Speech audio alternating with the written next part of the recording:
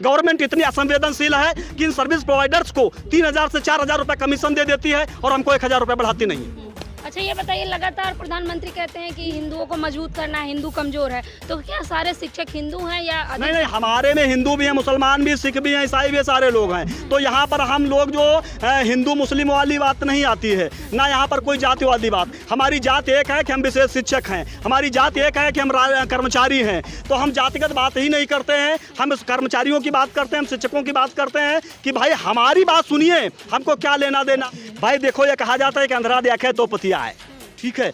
हम लोगों के सामने कोई चीज़ें आवे तो हम जाने, हम लोग तो भूखों मर रहे हैं और आप कह रहे हैं वहाँ पर अमृत बरस रहा है, तो उससे क्या हुआ? हम लोग तो विष की तरफ जा रहे हैं ना, इसका कोई शिक्षक विष की तरफ जा रहे हैं जो जहर होता है। वही है भाई, हम लोग ही। आप ये सोच लीजिए कि जब हम लोग, कोई भी कुपोषित व्यक्ति क्या कोई स्वस्थ संदेश दे पाएगा क्या?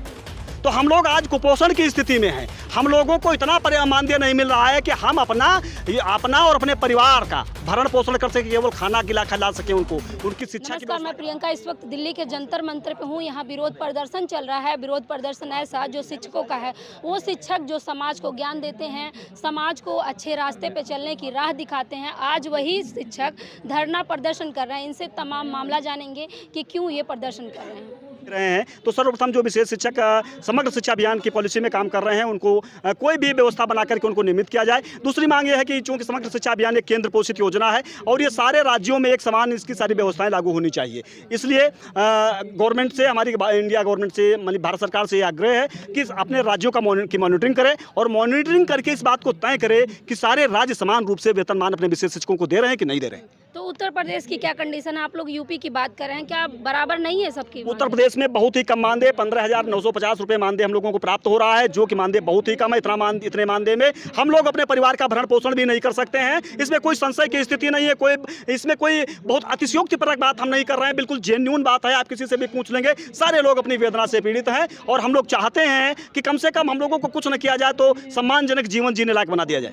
केंद्र सरकार से मांग है या राज्य सरकार? आज की मांग को लेकर के हम केंद्र सरकार के पास आए हैं। आज की जो हमारी मांगे हैं, हम केंद्र सरकार से हम मांग कर रहे हैं कि किसी राज्य में, हरियाणा में 7th पे कमीशन दिया जा रहा है, किसी राज्य में 55,000 दिया जा रहा है, कहीं और ज़्यादा दिया जा रहा है। तो कम से कम हमारी मांगे जो हैं, उत्तर प्रदेश में 15,950 के रूप में हम लोग विशेष शिक्षक कैसे उसको स्वीकार कर पाएंगे और कैसे अपना जीवन यापन कर पाएंगे। तो हमारी मांग भारत सरकार से यही है कि ये एक व्यवस्था, 7th पे कमीशन अभी तक जो मिल रहा है किसी राज्य में, वो पूरे देश में, यानी देश में दे, और उत्तर प्रदेश में खासकर, क्योंकि उत्तर प्रदेश बहुत बड़ा महत्वपूर्ण राज्य है, वहाँ पर बहुत ज़्यादा संख्या है, सबसे ज़्यादा संख्या दिव्यांग बच्चों की उत्तर प्रदेश में है और वहाँ पर ही विशेष शिक्षकों की स्थिति सबसे ज़्यादा खराब है। भौगोलिक दृष्टिकोण से देखा जाए तो उत्तर प्रदेश की स्थिति ऐसी है कि हमारे विशेष शिक्षकों को बहुत दूर दूर तक जाना पड़ता है, बहुत बियावान क्षेत्रों में भी हमारी बहनों को, महिलाओं को जाना पड़ता है। इनकी भी सुरक्षा का कोई इंतजाम नहीं है और यहाँ तक कि जो दिव्यांग बच्चे हैं, इनके घरों को भी जाना पड़ता है। कहते हैं कि होम बेस्ड एजुकेशन इनको प्रोवाइड कराइए, इनके घरों को भी जाना पड़ता है। बताइए, इतने बियावान में कोई भी अप्रिय घटना हो जाए हमारी बहनों के साथ, ये उनके घरों में जाती हैं, दिव्यांग बच्चों के उनको सर्विस प्रोवाइड कराती हैं, रिहेबिलिटेटिव सर्विस प्रोवाइड कराती हैं। तो ऐसी स्थिति में इनकी सिक्योरिटी का कोई इंतजाम नहीं, इनके वेतन का कोई इंतजाम नहीं, इनके आने जाने की कोई व्यवस्था नहीं। तो ये सारी व्यवस्थाएं बहुत ही दुर्भाग्यपूर्ण है उत्तर प्रदेश में। इनको लेकर के हम गवर्नमेंट ऑफ इंडिया से हमारा आग्रह है कि जरा इन पर ध्यान दें और इन पर सुधार करें। लेकिन उत्तर प्रदेश में अमृतकाल, उत्तर प्रदेश क्या पूरे भारत में बताया जा रहा है अमृतकाल, ऐसे में अमृतकाल के दौरान शिक्षक प्रदर्शन कर रहे हैं। भाई देखो, ये कहा जाता है कि अंधेरा देखे तो पतिया है, ठीक है। हम लोगों के सामने कोई चीज़ें आवे तो हम जाने, हम लोग तो भूखों मर रहे हैं और आप कह रहे हैं वहाँ पर अमृत बरस रहा है, तो उससे क्या हुआ? हम लोग तो विष की तरफ जा रहे हैं ना, इसका कोई शिक्षक विश्व की तरफ जा रहे हैं जो जहर होता है। वही है भाई, हम लोग ही। आप ये सोच लीजिए कि जब हम लोग, कोई भी कुपोषित व्यक्ति क्या कोई स्वस्थ संदेश दे पाएगा क्या?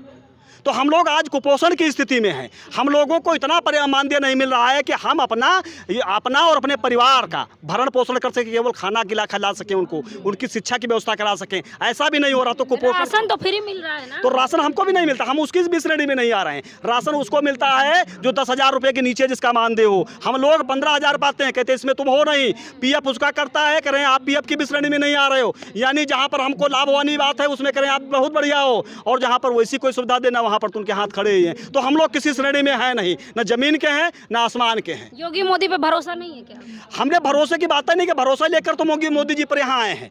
हम मोदी जी पर भरोसा जता करके ही यहाँ आए हैं कि वो हमारी बातों को सुनेंगे आपके माध्यम से, और अगर आप उचित माध्यम से अपनी हमारी बात वहाँ पहुँचा देंगे तो मोदी जी हो सकता है ध्यान दे दें, क्योंकि वो तो भाई बहुत ज़्यादा ध्यान देने वाले व्यक्ति हैं। वो कहते हैं कि सबका साथ सबका विकास। और जब शिक्षकों का कितना विकास हुआ? अब शिक्षकों का विकास, हम विशेष शिक्षकों का कोई विकास नहीं हुआ है। हम विशेष शिक्षकों का इतना ज़्यादा नुकसान हुआ है कि प्रत्येक वर्ष 10-5% हमारे विशेष शिक्षक परलोक सिधार जाते हैं, और जब वो परलोक सिधार जाते हैं तो उनके पाल्य अनाथ हो जाते हैं, और जब उनके पाल्य अनाथ हो जाते हैं तो उनकी स्थिति बद से बदतर हो जाती है। उनके सरकार को उनको कोई कंपनसेशन की बात छोड़ दीजिए, एक संवेदना राशि दी जा सकती है, लेकिन संवेदना राशि के अलावा छोड़ दीजिए मौखिक संवेदनाएं व्यक्त नहीं की जाती हैं उन परिवारों के प्रति। उनसे पूछिए जिनके मतलब विशेष शिक्षकों ने अपना जीवन खोया है, और उनके परिवार के पर क्या बीत रही है आप सोच लीजिए।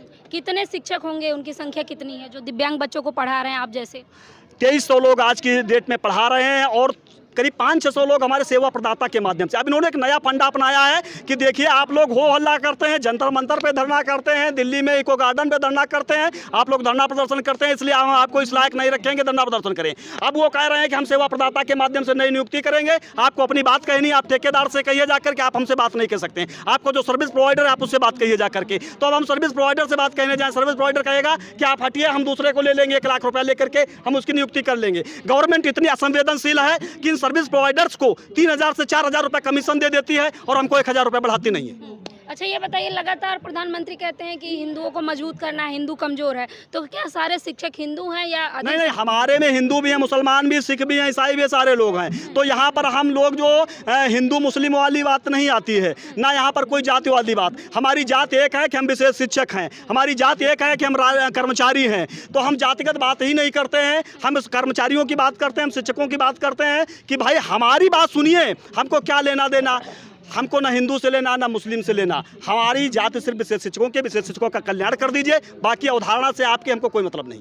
क्या करेंगे अगर मांग नहीं मानी जाती? मांग नहीं मानी जाती तो हम और उचित माध्यम खोजेंगे। हमारे बीच में राज्य कर्मचारी संयुक्त परिषद के माननीय अध्यक्ष जी बैठे हुए हैं, 18 लाख कर्मचारियों का परिसंघ है, उसके माननीय नेता जी हैं हमारे। अभी यूपीएस बहाल करने में आपकी अहम भूमिका रही है, और आपकी ही कमेटी के जो मेन मेंबर थे आदरणीय शिव गोपाल मिश्रा जी, उनके सानिध्य में भी यूपीएस बहाल हुई है। तो आपका सानिध्य मुझको प्राप्त है, आपके मार्गनिर्देशन में आपसे जो परामर्श प्राप्त करेंगे तो हो सकता है हम बहुत बड़ा व्यापक आंदोलन को करना पड़े, उसके लिए हम जाएंगे। डर नहीं लगता जेल चले जाएंगे? कौन सा डर है भाई, डर से तो ज़्यादा अभी डर रहे हैं। अभी इस बात का डर है कि पता नहीं घर में कौन सी अनहोनी हो जाए, पता नहीं घर में पता लगा बीबी पैसे मांग रही, हमारे पास पैसे हैं ही नहीं, वो कह रही है कि पैसे दीजिए, वो कह रही है आपका यही झंझट रहता है। और ये भी नहीं कि 15,950 रुपये एक फिक्स टाइम पर मानदेय आ जाए। एक बात बहुत तेजी से वायरल हुई थी कि योगी मोदी क्या जाने, जब उनका परिवार ही नहीं है दर्द क्या समझेंगे, ये बात सच है क्या?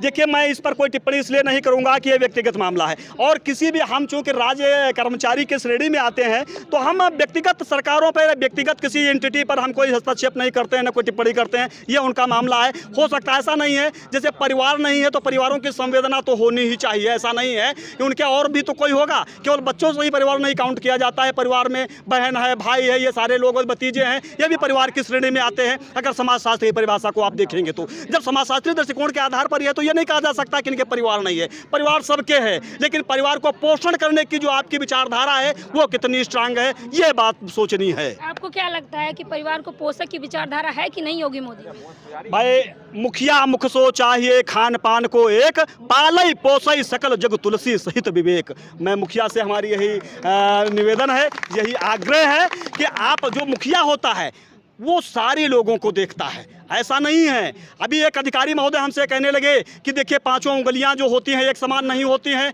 तो आप जो है ये कैसे कहते हैं कि सबका वेतन बराबर होना चाहिए। तो हमने कहा 5 उंगलियां एक समान नहीं होती हैं, तो जो सबसे छोटी उंगली है इसको काट दीजिए, आपको दर्द होगा कि नहीं होगा? तो बोले नहीं दर्द तो होगा। तो हमने कहा फिर कौन सी दिक्कत है? इसलिए उतनी ही समस्या है। हो सकता है कि आप जो है चना खाएं तो हम हो सकता है बाजरा खाएं, लेकिन भूख हमको भी लगेगी, उधर पूर्ति हमारी भी आवश्यक है। कौन कौन से जिले से यहाँ पे शिक्षक इकट्ठा हुए? उत्तर प्रदेश के समस्त जिलों से हम यहाँ पर आए हुए हैं लोग, हमारे विशेष शिक्षकगण, और भी एक आध स्टेट के एक आध लोग और भी आए हुए हैं। ये अभी आने वाले समय में अगर हमारी बातों को जेन्युइन ढंग से नहीं माना जाएगा, हो सकता है कि आंदोलन बड़ा रूप ले।